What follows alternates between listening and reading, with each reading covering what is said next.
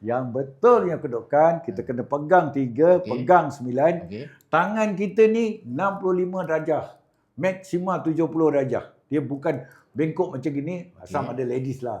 Bukan ladies yang kat sini, bukan kat luar sana. Kalau ladies part lain lah. Bawa kereta steering macam ini. Sampai susu pun kena kat steering kan. Tak boleh. Salah. Impact kena bang. Dada kena dulu. Dangerous. Tak boleh. Ramai yang tak tahu. Start engine. Start nak dengar suara Syaril. Ada suara Syaril di radio. Nak dengar suara Syaril. Nak buka radio. Oi panas nak buka aircon. Start. 3-3. Engine start. Aircon start. Radio pun start.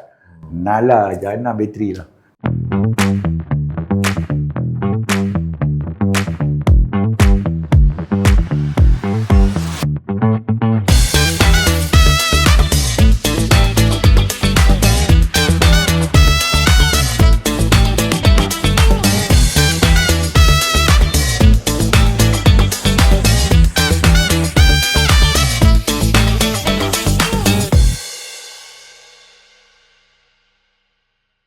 Bismillahirrahmanirrahim. Assalamualaikum warahmatullahi wabarakatuh. Bertemu kita sekali lagi dalam eksklusif bersama Syaril. Terima kasih kepada tuan-tuan dan puan-puan kerana setia menonton kami. Begitu juga penonton-penonton di Astro Awani. Baik, pada mereka yang melihat siaran ini, jangan lupa untuk subscribe kerana kita akan sentiasa menyajikan yang terbaik untuk anda. Tuan-tuan dan puan-puan, pada malam ini kita sangat bertuah tuan-tuan dan puan-puan. Kita akan membincangkan satu tajuk yang nampak simple tetapi sangat signifikan. Kenapa sangat signifikan? Kerana tak lama lagi merupakan hari lebaran, masing-masing nak balik kampung untuk beraya. Dan sudah tentu majoriti daripada kita akan menggunakan kenderaan persendirian untuk pulang ke kampung. Dan sudah tentulah sangat penting apa do and don'ts, istilahnya do and don'ts ataupun persiapan sebelum memulakan perjalanan, especially untuk kenderaan anda. Baik, bersama saya di sebelah kanan saya ibaratkan sebagai walking dictionary dalam bidang automotif ini. Beliau yang saya masukkan adalah Dato' Insinyur Haji Muhammad bin Dalib, atau kita lebih kenal sebagai Tok Mat. Terima kasih Tok Mat. Sama-sama. Sudi hadir ke studio kita. Alhamdulillah. Mungkin ramai yang pernah dengar suara Tok Mat di corong-corong radio. Ada di iKim Tok Mat ada di KL apa? KL FM. KL FM lagi Tok Mat. Sekarang ni Melaka FM. Melaka FM. Perlis FM. Perlis FM. Yep. Mungkin selama ni duk dengar suara dia lah. Inilah orang dia. Baik, sebelum kita pergi lebih lanjut, saya nak baca sikit ni biodata Tok Mat kita. Beliau adalah mantan pengarah bahagian kejuruteraan automotif Jabatan Pengangkutan Jalan daripada tahun 2008 hingga 2019. Lamanya. Kejayaannya bermula sebagai pemeriksa kereta motor.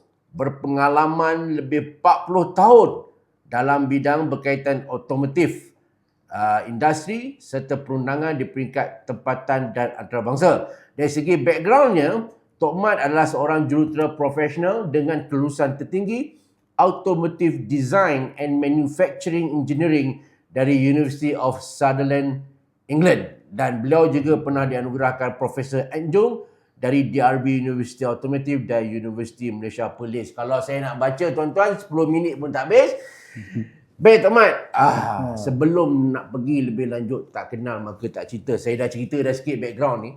Nampaknya Tok Mat ni dengan enjin lah macam irama dan lagu.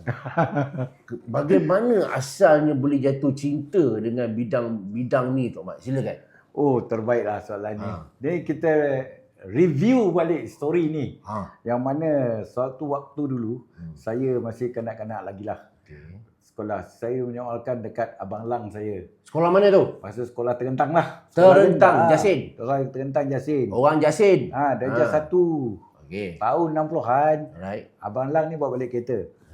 Bang, abang tekan brake 1. Kenapa tayar ni 4 boleh berhenti? Abang pun explain. Saya pun main angguk je lah. Sedangkan dia tekan 1, tapi 4 boleh jalan. Lepas tu abang pergi taruh. Abang taruh minyak kat sini. Macam mana enjin kat depan ni boleh jalan? Soal abang pun nak cakap. Abang layan saya. Bila saya belajar sampai saya form 5, saya cakap saya nak pergi arah lain lah. Saya tak boleh akademik. Okey. So saya cakap saya nak buat main mekanik. So Abang Long masukkan saya pergi sekolah teknikal di Ceras. Sekarang sekolah teknikal tu dah tak ada dah. FIT. FIT ya. So masuk sekolah kat situ, Okey. teknikal, habis praktikal di Hagil. Masa praktikal di Hagil tu saya dapat praktikal dan dapat kerja. Dia hantar saya merata lah ke Sabah, Sarawak, Filipin, merata hantar. Okey. Bila usia saya meningkat, saya ditawarkan dapat jawatan sebagai pemeriksa kereta motor di JPJ. Kerja komen lah, kerja komen lah. Kerja komen. Macam mana saya boleh dapat ni? Ya. Tengok penemu duga tu arwah. Salah seorang tu memang saya kenal, last kali dia jadi timbalan ketua pengarah saya jadi pengarah. Dia tanya saya, "Rupa ni ke lesen racing?" Itulah cerita dia. Start dia di situ. Inilah lesen racing tuan.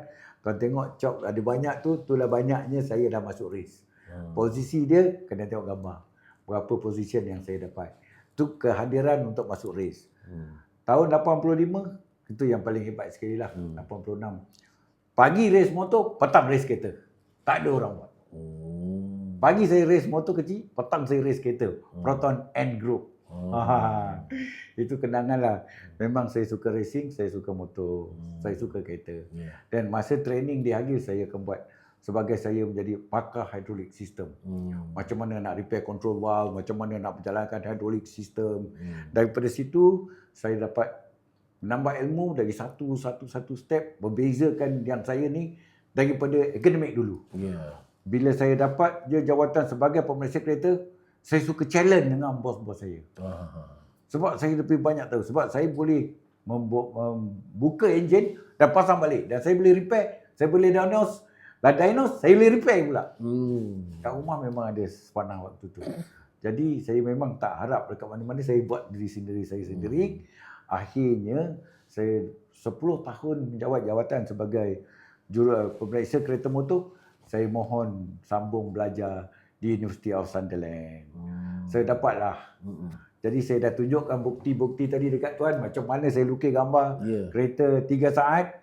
Yang itu juga serupa, bentuk kereta tak sama. Cuma depan profesor saya di England tu saya lukis gambar K1. Ford K1 Sport dengan masa 3 saat. Dia kata dia dah mengajar hampir 50 tahun dia mengajar. Dia belum pernah jumpa student dia lukis gambar kereta 3 saat di bidang otomotif. Itulah saya kelainan sikit. Dan hari ini saya pun bekerja sebagai penasihat, sebagai teknikal. Dan akhir jawatan saya sebagai pengarah di bahagian kejuruteraan otomotif, memanglah semasa jadi pengarah tu merata satu dunia saya pergi. Majoriti semua racing circuit saya sampai. Dan lesen terbesar saya adalah lesen F3. Tapi tak pernah renew lah. Sebab kat sini saya tak ada facilities tu. Renew tu saya dapat kat England dan saya habis pun dekat England lah. Dan racing yang terakhir saya race pada 30 Jun tahun 18 di SIC Sepang. Itu last race saya. Tuan-tuan dan puan-puan, tadi sebelum kita start tadi, saya sempat berbual kosong dengan Tok Mat ni. Tok Mat juga antara orang Malaysia pertama lah yang test kereta Tesla. Cerita sikit Tok Mat. Ya, pada tahun 16 kata saya sama 2016. 2016 bersama dengan CEO Tesla hari ini, Tuan Engineer Hadri, pergi ke Tesla US bersama dengan isteri saya dan saya buat menguji Tesla X dan Tesla S. Memang waktu tu saya memang rasa teruja dengan sikap dan style teknologi yang ada pada kenderaan EV. Tapi banyak soalan saya, Mat Salleh tu tak boleh nak jawab. Dan Tesla, hanya Tesla saja yang mengandungi 8,600 sel bateri di bawah perut dia. Jadi kalau di sini, kalau kita bandingkan dengan apa yang ada pada kereta biasa, memang dia akan berbeza. Yang tu kita cerita bab lain lah tu. Cuma nak bagi tahu Tok Mat lah anak Malaysia pertama yang dijemput ke US Betul. untuk test drive Tesla. Ya. Lama sebelum Tesla masuk ke negara kita. Baik tuan-tuan dan puan-puan, kita rehat sebentar. Kita akan kembali lagi selepas ini.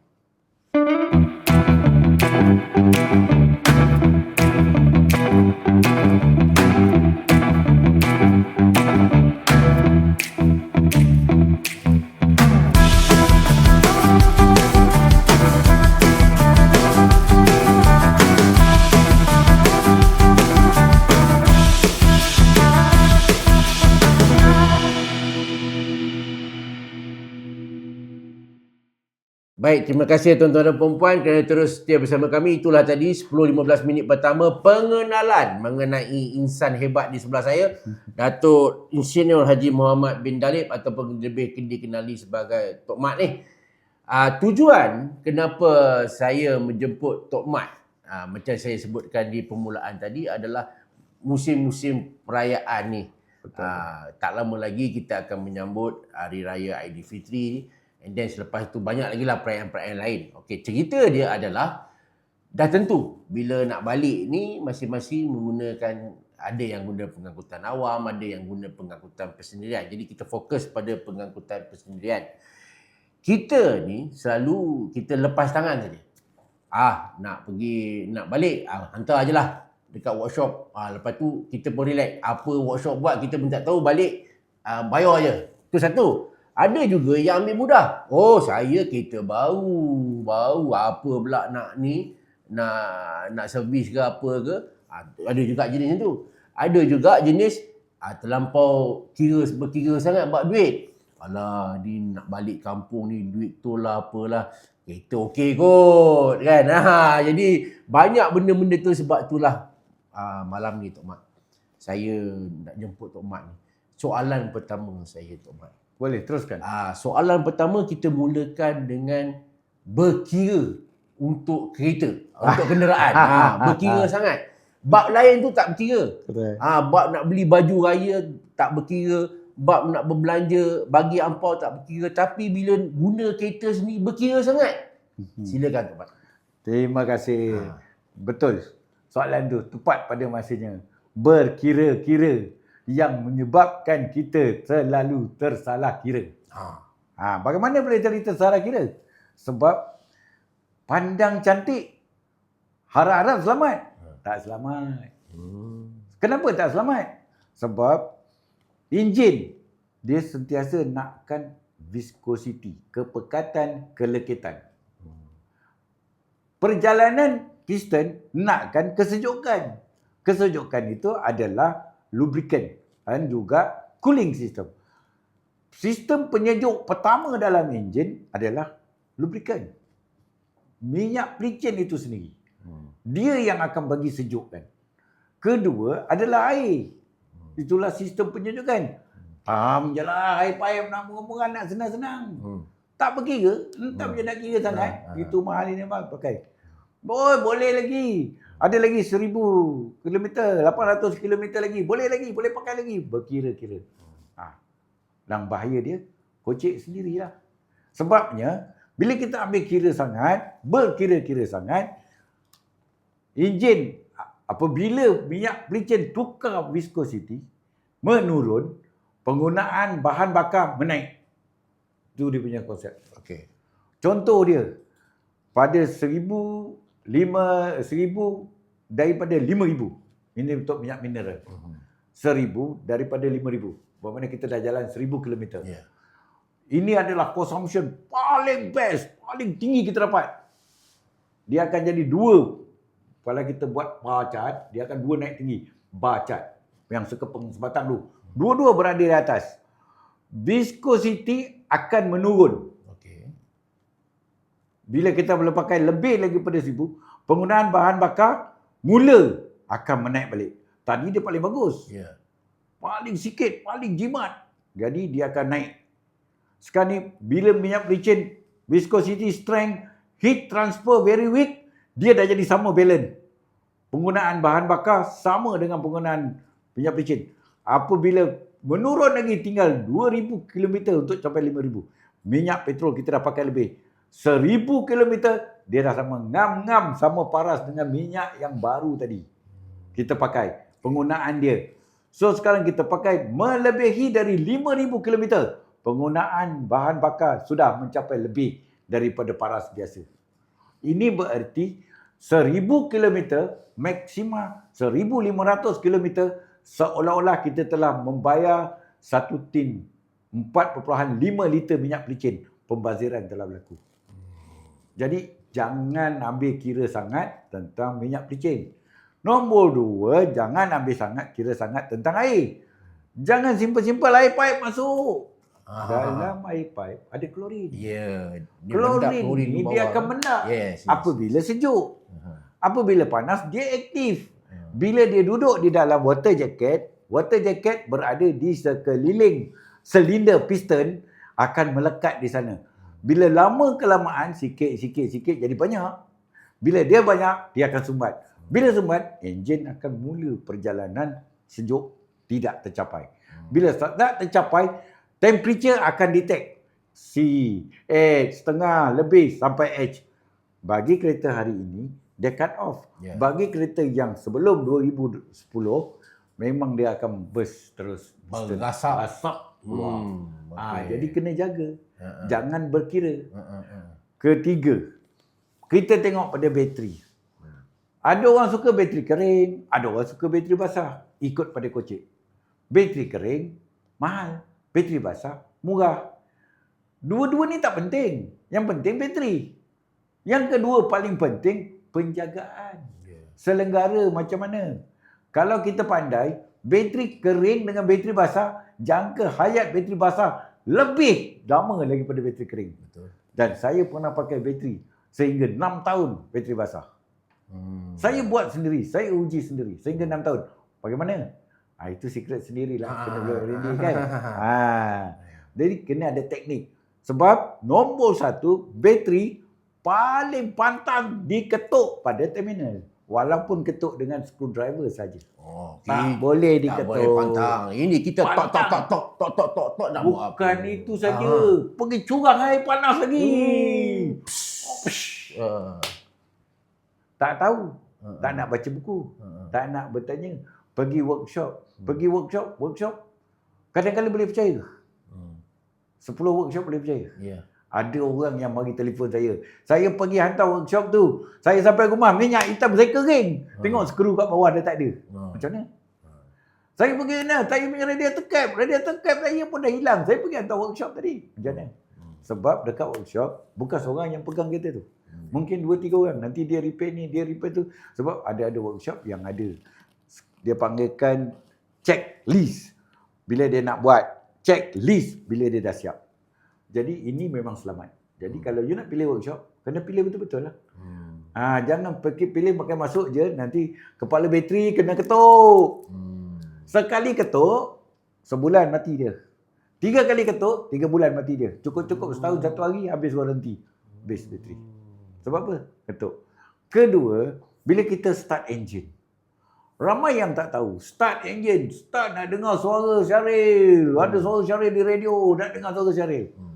Nak buka radio, oi panas nak buka aircon. Start 3-3. Engine start, aircon start, radio pun start. Nalah, jangan bateri lah. Menangis bateri tu. Sebab bateri ada satu je 12 volt. Hantar starter motor 12 volt. Hantar dekat aircon 12 volt. Bila on aircon blower 12 volt. 3 12 volt. Nak lawan dengan 12 volt. Mati yang satu. Mati satu. Jadi kalau kita nak start, nak jaga bateri jangka hayat, 3 larangan yang tadi semestinya dilupakan. Jangan dibuat. Dan aircon waktu kita nak start, semua kena off. Suara Syaril sekejap lagi boleh dengar. Aircon sekejap lagi boleh sejuk. Tutup. Dan baru kita boleh start. Dia kosong. 12 volt direct to the starter motor. Dan solenoid bekerja untuk pulas flywheel. Enjin hidup. 1, 2, 3 on aircon. 1, 2, 3 on radio. Garanti jangka hayat kenderaan kita akan bertambah. Ini baru cantik, garanti selamat. Ini start gedobum semua masuk sekali. Habis. Masa itulah nak dengar Siti Nurhaliza. Masa itulah nak bagi sejuk. Apa? Jadi 3 saat. 3 saat. 1, 2, 3 buka. On. 1, 2, 3. buka. Bukan kena tunggu sampai 30 saat. Ya. 3 saat saja. Okey. Sebab minyak tu, bila kita putar enjin. Waktu saya sekolah dulu, minyak hitam yang ada dekat bawah ni, saya boleh kira berapa second, milisecond minyak tu sampai dekat atas. Sebab waktu kita berhenti lebih lagi pada 6 jam, semua minyak-minyak ni tadi turun habis dekat crankcase. Bila dia nak naik balik, dia pakai flushing atau pakai gear, dia will take time. Then masa tu lah kita nak start, nangislah kereta tu. Ni, Tok, standard orang kita ni selalu dia kata pagi-pagi nak pergi kerja tu, start kena relax dulu. Kan? Bagi dalam 2-3 minit baru masuk gear baru. Betul ke? Betul ke fatwa tu? Tak perlu 2-3 minit, tapi perlu 2-3 saat. Kenapa? Yang penting kita nombor 1 nak betulkan auto choke. Itu sebab bila kita start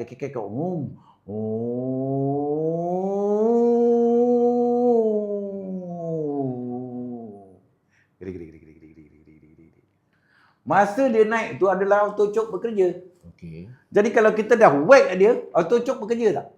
Tak, kita shortcut. Bila kita shortcut, dia pergi hantar kat mana shortcut ni? Pergi hantar terus pada ECU. ECU tu adalah Electronic Control Unit. ECU bagi order, oi EFI, Electronic Fuel Injection System, cut off, jangan flow. Dia takkan blow fuel.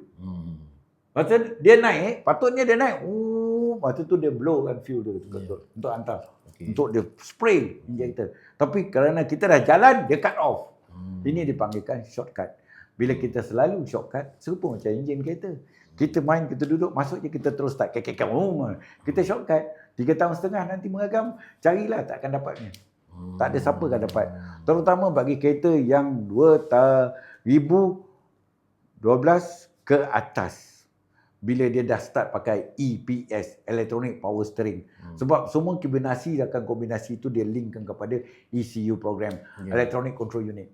Ini yang akan menyebabkan kenderaan itu jangka hayat dia mengikut kepada sistem yang kita guna. So kita selalu shortcut, dia jadi pendek lah. Itu menjawab tadi persoalan jangan berkira sangat. Yes. Jangan berkira. Memanglah duit kita ni bukan semua orang berduit. Betul. Tetapi make sure kena ada bajet lah Betul. Jangan bajet kita tu last sekali betul Don't take last minute. Bila last minute ni workshop, tak boleh buka workshop malam. Malam saya ketawa lah. Kalau ada workshop yang bekerja di waktu malam, untuk finishing tak apa. Tapi kalau untuk bekerja waktu malam, saya ketawa je lah. Siapa yang hantar tu, nasib dia lah. Skru 8, saya tengok apasal lebih 2 ni. Washer 3, apa pasal dia lebih. Mana washer lagi 2, mana washer lagi 3 dah hilang. Kena buang je lah kat tepi ikat. Jadi jangan salahkan mekanik lah. Salahkan diri sendirilah. Selamat berkira sangat. Sebab ini hari, bagi pendapat saya, hari ni adalah hari Isnin. Kita lebih kurang ada lagi dalam 2 minggu lebih je lagi kita nak beraya. Kita beraya 10 hari bulan. So kalau kita baru hari ni nak fikir nak pergi hantar workshop mana, hari Sabtu ni, bye-bye. Sendiri ingat je lah. Okey. Ini kita soalan tentang bersiap nak balik kampung. Bersiap nak balik kampung. Jadi, kita kalau pergi workshop, benda pertama yang kita perlu ataupun kita perlu tukar adalah minyak enjin. Betul? Minyak enjin, minyak hitam lain Sama. Orang kampung panggil minyak hitam. Orang kampung panggil minyak hitam. Yang betul dia minyak enjin. Minyak enjin. Okey, minyak enjin pula ada fully synthetic, ada ni, ada tu, ada mineral apa semua kan. Betul. Kita baca dalam interview ni tu, kita baca jangan kita mewah lah, kita biasalah dalam bawah 100,000 lah. Agak-agak minyak enjin yang macam mana yang sesuai? Ya, dia mengikut kepada factory manufacturing OEM. Ada kereta dia keluar, memang dia keluar bagi can kepada pemilik supaya pemilik ada buat keputusan yang mana dia nak. Contoh dia daripada kilang akan keluar dipanggilkan mineral. Minyak mineral ni adalah minyak biasa, grade biasa. Ada kilang yang keluarkan minyak semi sintetik. Bila minyak semi sintetik, pemilik ada satu je option. Yang tadi mineral, dia ada 2 option. Dia nak tukarkan kepada semi sintetik atau fully sintetik. Tetapi bila dia buat semi sintetik, dia ada satu je, fully synthetic. Ada juga manufacturer yang keluarkan kereta terus fully synthetic. Tak ada choice pemadu. Sorry. Memang 200 lebih satu tong. 200 lebih satu tong. Kalau dia nak berkira, kiralah sendiri, ingatlah. Sebabnya minyak pelicin dia memang ada limit. Dia punya strength. Heat transfer, pemindahan haba paling penting adalah minyak. Yang pertama sekali, mineral 5,000 km. Yang kedua, semi sintetik 10,000 km. Yang ketiga, yang terbaik sekali, yang termahal sekali, fully sintetik 15,000 km. Plus minus kilometer adalah 500, tak boleh lebih. Lebih daripada 500 km, dia akan makan semua petrol. Sorry, dia punya petrol akan mula bayar satu tong tu sama dengan 1,000 km. Maknanya tu, kalau daripada awal, dia dah pilih untuk pakai fully synthetic, kali kedua dia tak boleh reverse dah. Tak boleh. Tak boleh. Ah. Dia reverse, dia siap je lah kocik dia. Dia akan rasa raba sampai lutut, tak ada. Sampai buku lali sampai betis pun tak jumpa duit. Masa mula-mula beli kereta, wah nak jaga kereta ni, beli fully synthetic. Masa. Masuk bulan kedua, ni servis seterusnya duit tak ada, tak apalah pakai yang mineral lah. Pakai boleh. Siaplah makan petrol. Ah. Sebab apa? Kerana heat transfer berbeza. Viscosity berbeza. Strength berbeza. Fracture yield, fracture force berbeza. Elongation berbeza. Banyak. Terlalu beza. Kita pandangkan satu tempat yang kita kata selesa ada letak 5 oven, 5 perempuan cantik. Kita bagi tepung, kita bagi telur, kita bagi gula, kita suruh 5 perempuan ni buat kek. Tuan sendiri ingat, ada berapa jenis kek yang akan keluar? 5 lah jawabnya. 5 lah. Kenapa? Ingredient sama. Bentuk, ada yang lepeh, tak naik langsung. Ada yang keras, boleh balik dinding. Ada yang tembak macam ni. Macam-macam pesen lupa. Ada lagi teruk, hitam lengkap pun ada. Dah terbakar. Jadi, untuk play safe lah orang kata, katalah kita beli kereta baru. Kan, untuk play safe lah, takutlah nanti tiba-tiba tak ada duit ke apa ke, boleh tak kita katakan pakai je lah yang mineral? Itulah terbaik. Kereta saya, usia dia 34 tahun. Sehingga hari ni, dia punya minyak masih pakai mineral. Boleh pergi setiap 5,000 km. Speed dia 110 mile per hour. Maintain. Maintain. Kereta tu saya bawa balik waktu dia sekolah. Sampai sekarang saya jaga. Tak payahlah nak kejar sangat. Tak ada. Sintetik lah. Pakai biasa je. Biasa saja. Dan kereta saya lagi satu, kereta antik saya, kereta Mini. Mini tahun 1960. Sehingga hari ni. Dan Mini ni, dia minyak gearbox dengan minyak enjin satu. Minyak kereta lain, gearbox. Minyak enjin. Ada 2 minyak. Kereta Mini saya tidak. Satu minyak. Untuk minyak enjin dan minyak gearbox. Dan jaga dia sehingga hari ni, dia punya speed memang best. Okey. Tadi kita kata, pertama sekali, minyak hitam. Orang kampung kata. Betul. Minyak hitam. Ataupun minyak enjin. Nombor 2, kita kena jaga cooling system. Sistem air. Jangan masuk air hujan. Air hujan dekat tepi belakang rumah, ambil, taruh dalam kereta. Tak boleh. IC. Dia akan putuskan amount kita punya radiator ni. Dia akan putuskan. Tak boleh. Tak boleh air paip. Pasal tadi kita dah cakap, ada klorin. Boleh ambil air parit. Air parit yang bersih. Air sungai, kalau macam sungai Kelang tu berani ke? Ada banyak tanah dalam tu. Tak boleh. Air mineral lah. Air mineral lah. Air paling senang sekali air yang telah dimasak. Air yang telah dimasak kat dapur tu, biar dia berhenti setengah jam. Masak-masak terus masuk dalam kereta. Tak boleh. Klorin tengah aktif. Yang paling senang sekali kat rumah ada tapis. Kalau ada air penapis tu, yang dah siap tapis kan, guna air tu lah. Lagi bagus sebab dia RO. Itu yang pasal coolant tadi tu, paling mudah rebus air tu.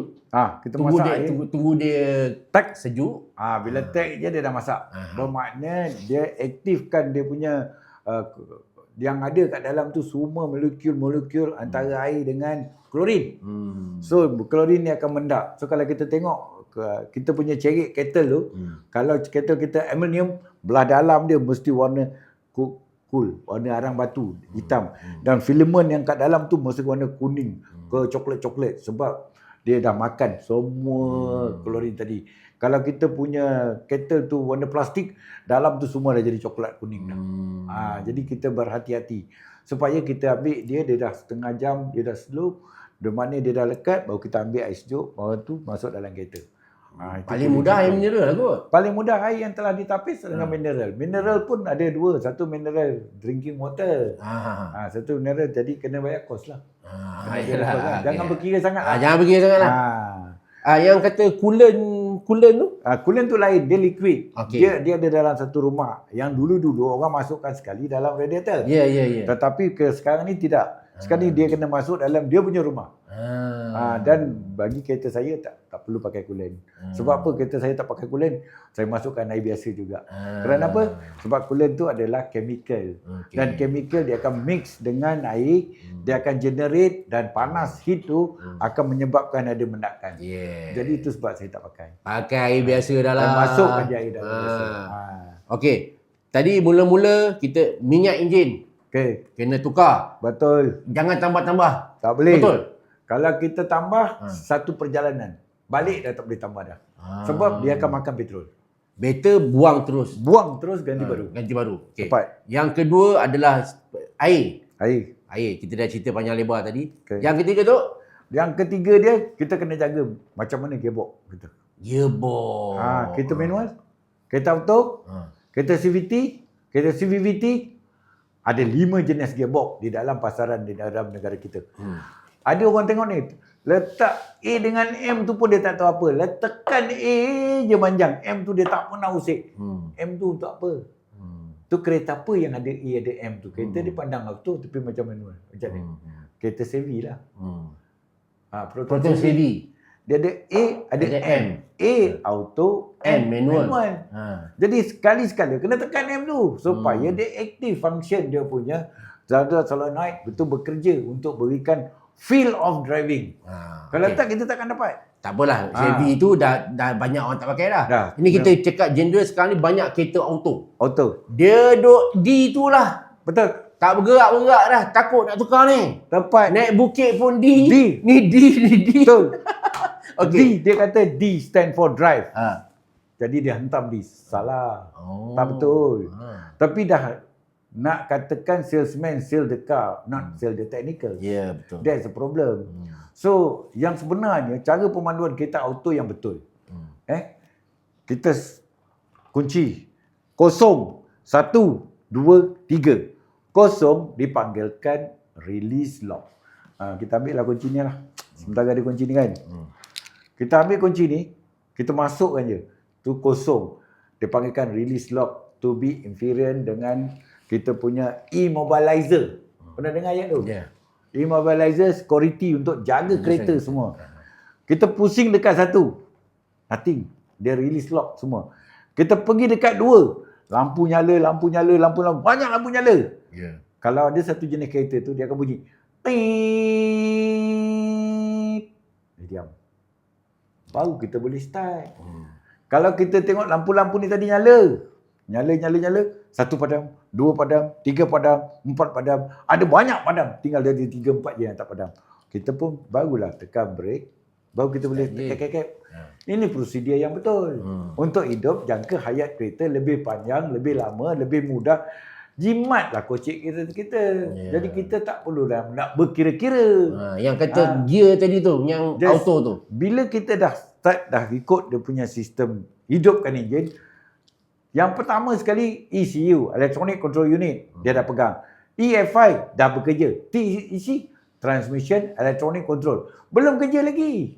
Sebab kita tadi bagi jalan untuk enjinnya. Belum habis. Bila kita panggil jalan semua bekerja, dipanggilkan powertrain. Bila kita pijak brake, pegang lever D, tekan button. Dia terus hantar information dekat TEC, Transmission Electronic Control. Maklumat ke otak lah. Otak dia. Otak dia kita pun tarik. PRND. Tak lama jahanam lah kita tu. Tak lama lah. Nyawa dia pendek lah. Tak boleh.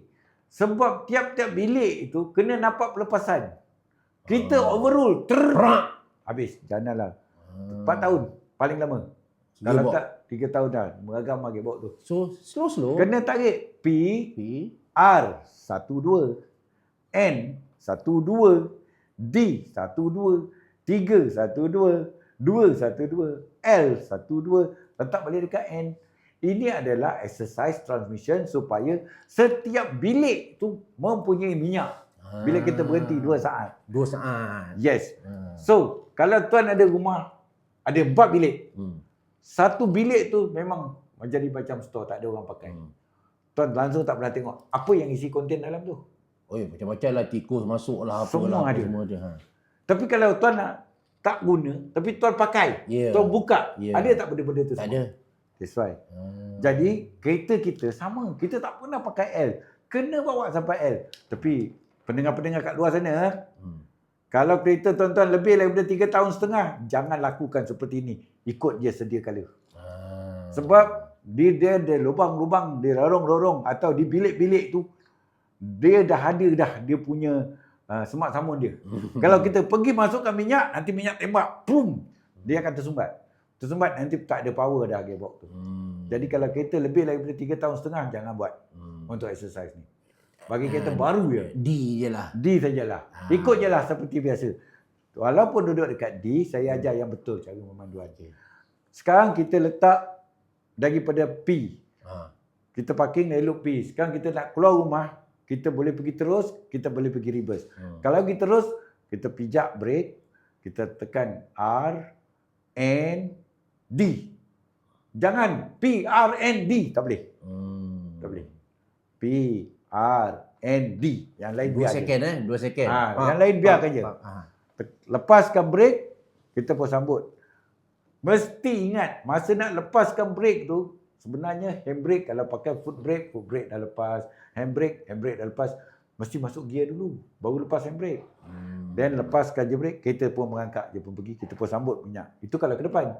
Kalau ke belakang, kita kena reverse. Kita dah taruh sampai dekat D tadi, sampai dekat D, kita tolak balik N supaya zero pressure. Letak dekat R. Supaya dia punya pressure in the transmission tug or water maintain. Kalau tak nanti, kita terus dia P kepada R. P, zero pressure. R, the highest pressure in the powertrain. That's dia punya perbezaan. Tenaga dia yang paling kuat sekali adalah pada R. Jadi kalau kita masuk je terus kepada R, dia akan jadi senang. Tok Mat, ni kalau kat traffic light ni orang selalu confuse. Betul. Nak letak tekat P ke, N ke, ataupun biar je D tapi tekan brake. Yang mana satu? Baguslah soalan ni. Memang soalan ni memang selalu top lah. Mana-mana pun sampai traffic light ataupun kita dah nak menanti ataupun kita nak menunggu, jangan biasakan berada di kawasan D. Bila ada D, orang belakang kita tak lupa nak tengok. Belakang kita kosong, ada orang mari. Pam! Kita panik, tekan minyak. Pam! Lagi orang depan. Itu bahaya dia. Kereta auto ni. Jadi, sampai dekat traffic light, approach saja traffic light, ada orang kata boleh tak letak N. Jangan. Tak boleh. Sampai break, berhenti. Tayar. Pasti. Berhenti betul-betul. Tarik handbrake. Ketak. Tolak N. Itu saja. Jangan buat apa-apa. Hijau saja. Kita pun nampak dah. Kuning. Oh, sekejap lagi. Oh, sekarang ni ada saat. 3 saat lagi, kita pun pijak brake. Masukkan gear dulu. Daripada N kepada D. Handbrake. Jangan lepas. Dia pun ada kosong je. Kita lepas saja handbrake. Lepas brake. Lepas handbrake. Lepas brake. Kereta tu merangkak je. Plum. Tambah minyak. Baru dia akan jadi selamat. Baru dia akan pergi jangka hayat untuk powertrain tu tinggi. Dan consumption akan jadi lebih bagus. Kalau kita traffic light letak dekat D. Kereta nak pergi. Kita tekan lagi. Tak secara langsung. You generate a heat amount brake pad. Yang kedua, you bagi stress dekat engine mounting. Yang ketiga, you kill the consumption. Yang keempat, engine akan jadi temperature naik. Guarantee naik. Ada juga yang traffic light diletak P, Tok Mat. Oh, dangerous. Kenapa tak boleh letak P? Tak boleh langsung letak dekat P. You manusia careless. Bila P, you pun tarik, tekan minyak. Boom! Reverse ke belakang. Alamak. Habis. Bukan kereta yang pakai button. Kalau kereta 1 juta boleh lah. Yeah. Kereta 1 juta touch button. Tan, button D, button N, button R. Dia ada 3 button je. Yang ini kita nak tak button mana? Nak tak button, nak kena tarik. Tarik satu tarik R. Boom. Siapa salah? Jadi tuan-tuan dan puan kalau kat traffic light tu N tapi handbrake lah. Betul. Okey Tok Mat. Handbrake tu kenalah tengok. Janganlah tarik ketek. Jadi tiang elektrik pun kita boleh ngundur belakang. Letih lah macam ni. Dia tek. Paling best. Maksimal 5 tek. 1, 2, 3, 4, 5. Tu maksimal. Yang paling best sekali. Tek. Dah cukup. Dah 2 je. Ini tarik perang. Tek. Tegak jadi tiang elektrik. Tak ada apa-apa. Okey Tok Mat. Kita dah cerita tentang minyak enjin. Make sure tukar. Tak usah duk tempat-tempat. Betul. Yang kedua, air. Betul. Jangan bantai duk isi air pahit semua, jangan. Betul. Yang ketiga tadi apa kita transmission gear ni. Kedudukan gear. Yang keempat Tok Mat, yang penting Minyak brake. Minyak brake ada DOT1, DOT2, DOT3, DOT4. Yang terbaru DOT5. DOT, Department of Testing 5 is brake performance.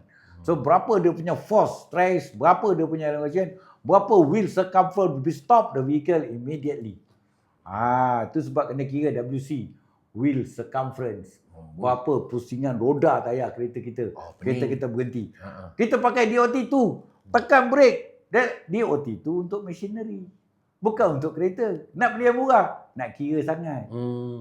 Payah lah. Jadi seelok-eloknya DOT? Minimum DOT4. Ada duit, beli DOT5. Dah semesti best. Tip top performance. Bagi kat workshop, saya nak minyak brake DOT5. Yes. Mekanik pun panik lah. Wah, dia tahulah. Inilah baru kelas. Sebab apa? Dia dah dengar tengok TV, dia dah tengok Dia dah tengok Tok Mat cakap. Abang, DOT5 minyak brake. Dia kata ini perempuan tak boleh main-main. Dia sudah tahu. Dia sudah tahu. Minyak brake tak boleh top up. Ini minyak brake pergi top up. Minyak brake dah kurang bagi top up. Not school lah. Dia sama juga kena buang dulu. Tak boleh, bukan buang. Minyak brake dah kurang, tak boleh top up kerana viscosity strength. Tadi enjin lain. Yang ini brake strength, kekuatan dia. Itu sebab minyak brake kalau kena baju, bocor baju. Kena seluar, bocor seluar. Tak boleh kena mata, gabun sekejap. Kena cari air, cepat-cepat cuci. Minyak brake baru, strength dia very tinggi. Minyak brake yang dah dipakai, dah menurun. Mana boleh sama. Kenapa minyak brake tu tadi kekurangan? Yang pertama, brake pad dah nipis. Itu sebab minyak tu kurang. So kita boleh tinjau. Kita jangan panggil rim sukan tau. Kena panggil sport rim. Ada orang panggil rim sukan. Langsung tak kena lah. Kamu cakap lah siapa. Nanti dia dengar pula. Rim sport. Alloy rim ni, dia ada ventilation. High ventilation untuk heat transfer. So you boleh nampak brake pad tu ada tengah-tengah. Bila brake disc yang berkilat tu, dipegang oleh satu warna hitam, dipanggilkan brake clipper. Kalau namanya di Brembo, warna dia merah lah, orange lah. Kalau Ferrari tu warna merah lah. Saya spray warna merah. Memang lah. Nak pergi nampak je Ferrari. Barulah best. Jadi, itu nama dia brake clipper. Dalam ni ada brake pad. Brake pad ni pula ada size. Single piston, dual piston. So kita kena tengok. Sudah nipis lah. Ada lagi 3%. Jangan berkira. Kira sangat 3% boleh pakai 1000 km. Go to Paris. Tuan Sadar tahu ke go to Paris tu apa? Apa dia maksud dia?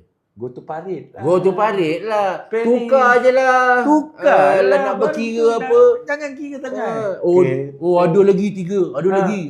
Tak, tukar je. Tukar. Keselamatan diutamakan. Duit boleh cari. Nyawa tidak ada harga. Minyak brake dengan brake pad tu. Yes. Jadi bila kita dah tukar brake pad baru, kita tak perlu tukar minyak brake. Sebab minyak brake dah penuh. Piston yang travel tadi terlalu jauh, dia dah masuk minyak. Itu sebab minyak dia kurang. Kalau taruh brake pad baru yang tebal, minyak tu masuk balik dalam reservoir. Penuh dah, sensor ada kat sana. Hilang dah gambar minyak brake. Sebab di papan dashboard tu ada indikator dia.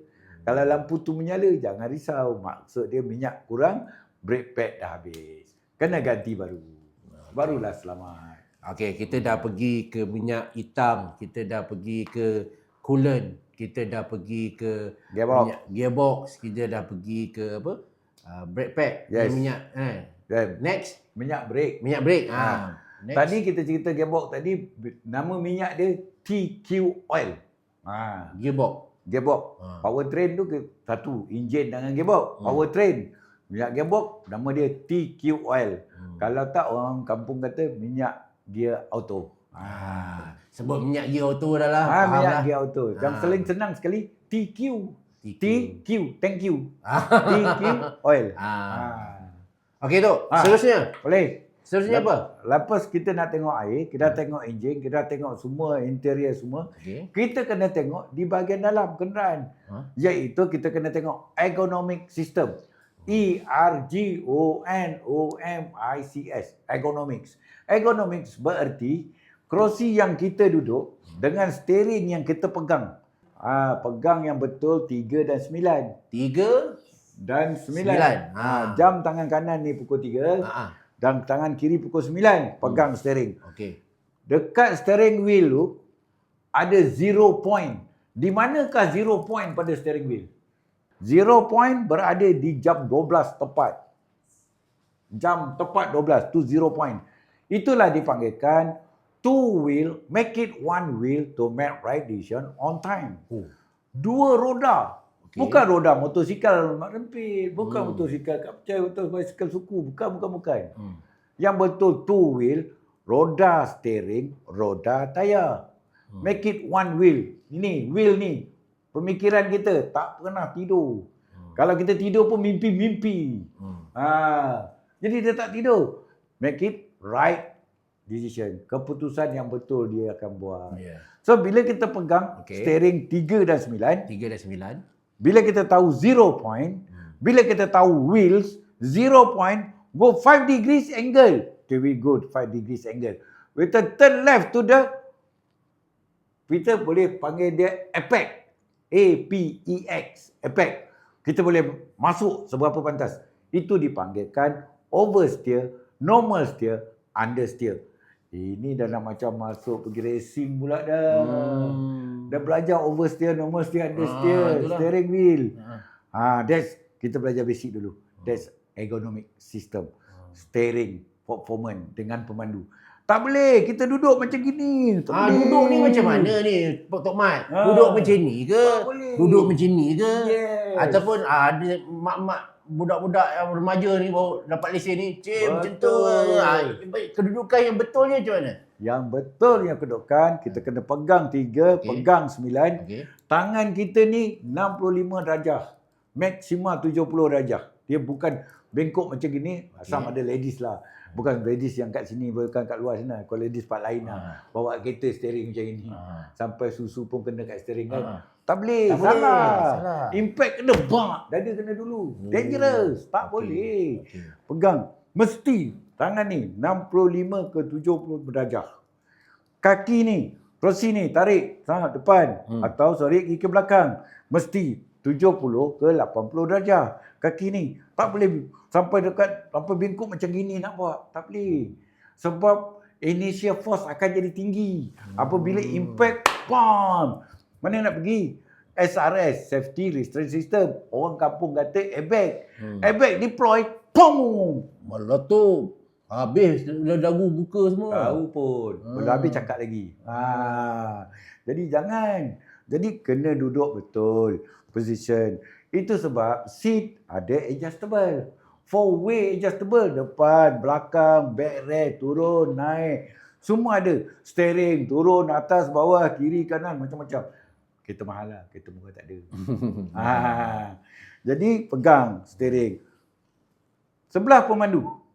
Pemandu sebelah ikut saiz pada kereta kita punya seat. Kalau seat kita sini, seat orang sebelah sebaris. Jangan orang seat orang depan atau seat orang sebelah betul belakang. Kenapa? center gravity of the vehicles paling penting. Jadi kita pun dah siap, semua dah betul. Belakang tak ada penumpang. Sekarang ni tak ada belakang penumpang. Tarik belt. Belt yang kita tarik bukan tali tu dekat atas. Salah. Tarik tali daripada atas tu. Tak boleh. Tali tu mesti ada dekat sini je. Kat bahu. Yes. So kita tarik dia mesti lekat kat bahu. I Sebab see. dekat tiang pilar tu boleh turun dan naik. Ya, betul. Itu tujuan dia bagi supaya kita punya body tak ada potong kita punya leher. Itu dipanggilkan 3-point seat belt. Di bawah rule 1916 UNR United Nation Regulation 16. Jadi kita pakai dia pun tarik, lock, tak. Kita pun rasa, ketat tak? Okey, ada lock tak? Tak. Lock, safety. So pemandu dah safety, kita dah selesa, steering dah selesa. Sekejap. Nak ulang balik. Maknanya kena sebaris dengan driver penumpang sebelah. Kalau katalah driver tu ke tengah, dia tak boleh pergi berak kat belakang, tak boleh. Tak boleh. Kalau Kalau dia nak santai-santai tak apa. ya. Kalau dia nak pergi speed tak boleh. Sebab balance, tak balance dah. Dia punya center gravity dah berbeza bila dia torak prostitusi ke belakang. Apabila kita dah siap, semua pun dah siap, kita nak mulakan perjalanan. Supaya kita tidak ada stres. Dalam undang-undang tercatat terang dan jelas. Cermin pandang belakang bahagian tengah. Center rear view mirror yang tengah-tengah ni. Yang awet-awet nak make up ni, bau lipstick. Ada knob betul. Betul. Ada knob. Knob tu ada on and off. Apa makna on? Apa makna off? On the day driving. Off on the night driving. So, waktu off dia mesti ke bawah supaya refleks lampu cahaya dari belakang menembak kepada cermin dia pergi kepada bahagian bumbung. Kalau kita tolak dia ke bawah, dia sebagai day driving, dia tembak kena mata. Kalau kena dekat perempuan, dia akan nampak satu badan perempuan tu terang dia. Suluh daripada belakang. Dan budak motor pun nak duduk nampak, tengok. Jadi siapa yang susah? Budak motor susah. Jadi jangan. Jadi kena tembak dia ke langit. Supaya kat bumbung dia tidak akan menyusahkan. On the day driving, tolak dia pergi ke belakang. On the night driving, tarik dia ke depan. Jadi cermin tu ada dia punya Tok Mat, dia orang beli cermin pandang belakang panjang ni Tok Mat. Aduh. Kan? Punya panjang, pergi pula kedai aksesori. Okey, saya mau ini panjang punya, semua boleh nampak. Betul ke salah Tok Mat? Salah. Di Salah. dalam undang-undang, di cermin tengah pandang belakang tak boleh diubah suai langsung. Sebab dia punya cermin ni, kalau kita tengok balik daripada tepi angle dia, akan ada line. Line tujuan tu, line pusat paling tengah, kereta berada di belakang kita 30 meter. Oh, kejap macam mana? Oh, ada line Ada line tu. Okey, Ada. kita boleh tahu jarak kereta belakang Yes. Oh. So, bila kita dekat dia dengan orang belakang, orang akan kita pun nampak. Oh. Penuh dalam cermin tu kereta. Okey, penuh? Penuh. Kereta kat belakang 30 meter. 30 meter. Okey. Nanti kereta tu dekat lagi dengan kita, akan nampak lampu, bonet, cermin besar. Kereta kat belakang 20 meter. Bila kita nampak bonet, cermin 15 meter. Kita nampak cermin aja kurang dari 10 meter. Kita break, dia mesti langgar betul. Oh. Mesti langgar betul. Sebab apa? Distance wheel circumference brake performance on speed via deviation. Sorry, dia tidak mampu tu kecuali orang yang pandai gunakan dual brake system. They call dual brake performance in one. Maknanya dia kita tekan brake, kita tarik handbrake, kita tekan minyak, release brake, kita akan pergi. Itu yang jenis professional driver lah. Of course. Yang dah pergi tactical tadi. Jadi kalau orang biasa memang hentam aje lah. So jangan ingat cermin tu saja-saja ada. Tak betul. Tak Rupanya kita boleh tahu jarak kereta kat belakang. Betul. Jangan ganda-ganda buat yang beli label sampai ni. Betul. Tepat sekali. Tak boleh diubah suai. Kacauali ni memang kacau. Cermin sisi tepi kiri dan kanan. Suka hatilah. Tak ada pun tak apa. Nak tambah pun ada. Nak bagi cantik pun ada. Nak tambah 2-3 cermin bulat pun buatlah. Tak ada hal. Sebab dia tidak ada dalam undang-undang. Engkau salah bawa pasang, Lalu rapat-rapat, budak motor, pang, bagi terkulai kau punya telinga. Terkulai. Hari-hari saya nampak. Lepas tu, tin, dah terkulai. Sendiri salah. Okay. Kenapa dia bawa kereta tak mau tengok jalur? Tengok lorong, tengok. You duduk tengah-tengah. Bila you duduk jalan, duduk kanan sikit bagi budak motor lepas. Tak ada masalah pun. Okey, Yes. kita rehat dulu. Boleh. Kita akan kembali selepas ini.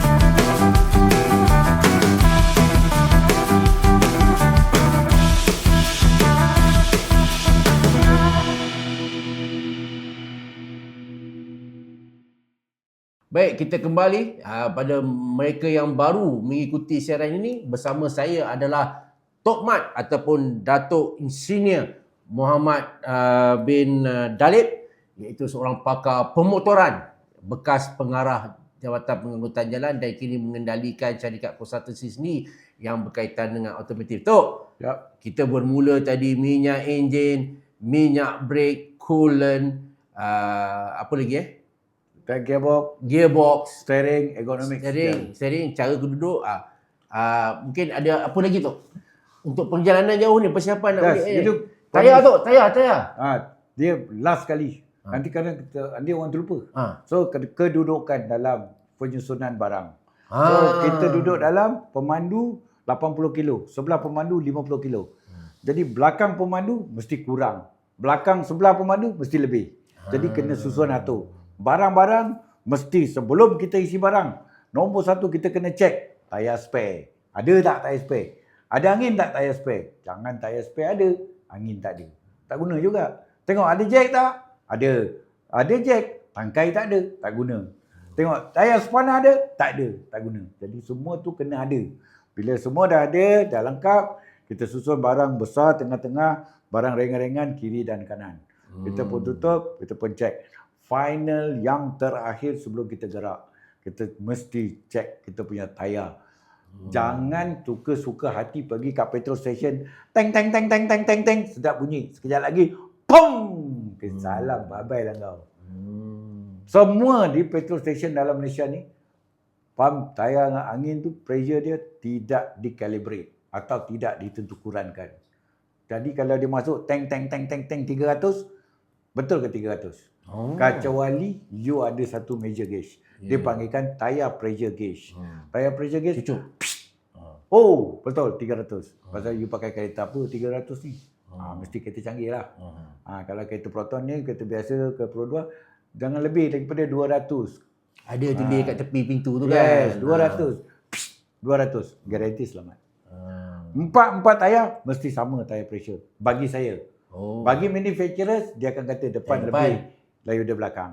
Kerana depan lebih, dia tanggung beban. Bagi pendapat saya, tak perlu.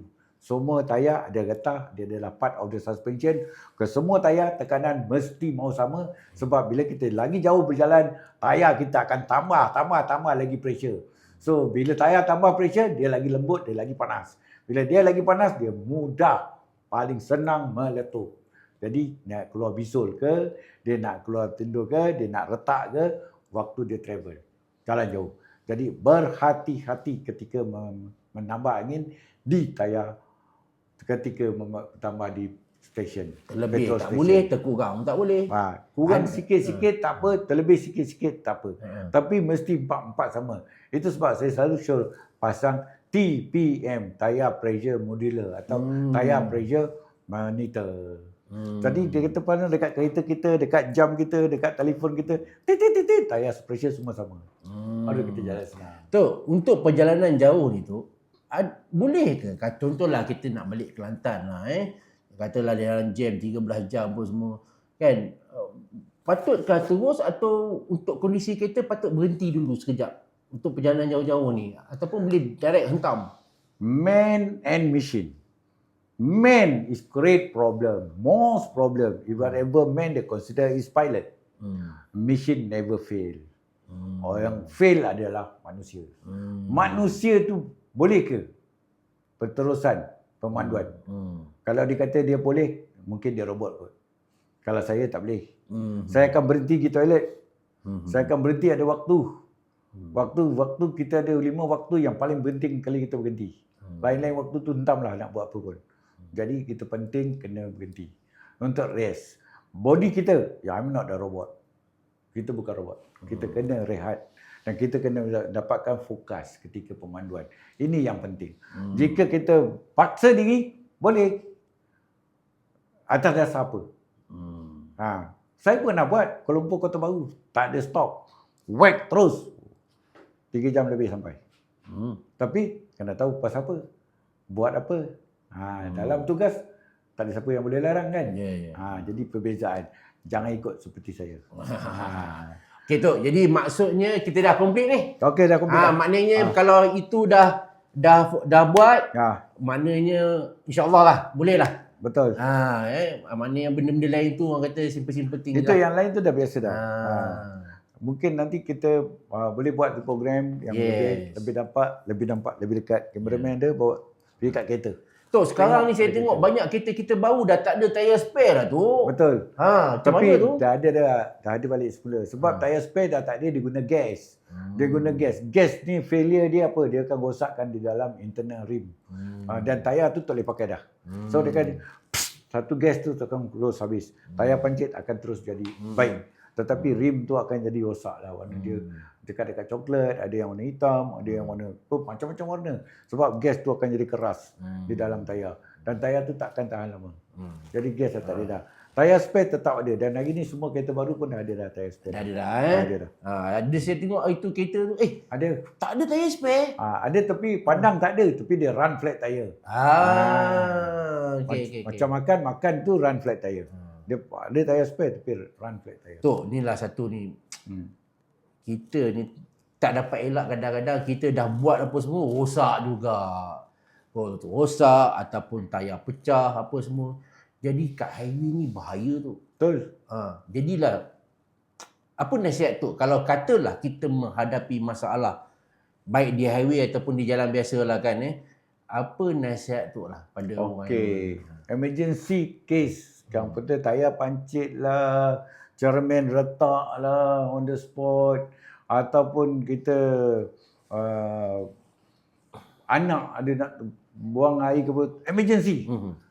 Nombor 1, jangan tergopoh gapah untuk memberhentikan kenderaan di lorong kecemasan. Sebab lorong kecemasan hari ni saya perhatikan banyak budak-budak motor yang lalu. Jadi bahaya pada penunggang motosikal. Kedua, kita carilah tempat yang lebih selamat. Tempat yang lebih selamat macam mana? Bukan selepas corner, bukan selepas leko.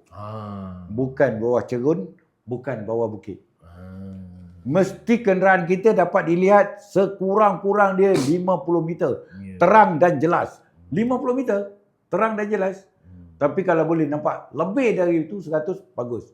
Jika kereta kita ada larangan segi tiga keselamatan, safety triangle, mesti gunakan dia, letak 50 step, 50 langkah letak. Itu berarti 50 ela daripada belakang kita bersamaan dengan 46 meter.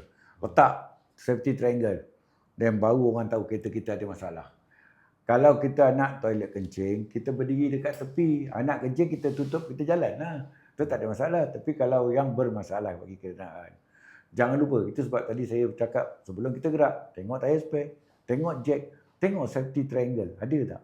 Itu penting. Maknanya dalam arti kata lain tu, kalaulah boleh bergerak sikit ke tempat, contohlah, jangan terus berhenti kat emergency. Jangan. Kalau kata R&R depan boleh lagi, cubalah walaupun lebih tayar selamat. Lebih selamat. Tapi tayar, kalau bukan run flat tayar, jangan gerak. Sebab dia akan makan, rim akan makan semua dinding, bibir tayar. Nanti tayar terkeluar, you jalan atas rim, double bayar dia. Jadi jangan. Kalau rim, tayar, cepat-cepat buka bonet belakang, bagi tahu, letak safety triangle dan dibukalah tayar. Kalau tak tahu, tunggu rescue. Tuan-tuan dan perempuan, kita dah settle dah bab ni. Ni kita masuk ke segmen terakhir ni tuan-tuan dan perempuan. Ramai orang kata, Tok Mat, tak tulislah buku. Payah ni, kalau ada buku kan senang. Ya, tuan-tuan dan perempuan, sebenarnya jangan risau kerana memang Tok Mat ada menulis buku. Ni dah berapa buku? Tok Mat dah 4 buku Ya, 4 yang buku. ni yang Keempat. Okey. Ni kita promote satu buku. Kalau kamera boleh fokus sikit. Iaitu Anda dan Kereta. Cantik belum tentu selamat. Menarik pasal buku ni. Dia orang kata apa, dia cerita A sampai Z lah. Kalau nak tahu pasal kereta ni, ni A sampai Z Tok Mat cerita. Daripada dia ada lebih kurang berapa page ni, 170 page menggunakan bahasa yang sangat mudah. Ada merangkumi pelbagai topik, exhaust lah, coolant lah, sistem brake apa semua. Baik Tok Mat, macam mana nak dapat buku ni Tok Mat? Boleh terus klik pada www.Galeri Ilmu. Galeri Ilmu. Atau senang paling senang sekali. Pergi dekat YouTube ke, dekat Google ke, tekan Anda dan Kereta. Nampak muka saya. Bolehlah nak order apa semua. Berapa harga ni Tok Mat? Kalau beli dekat kedai RM35. Kalau beli online ada 2-3 harga.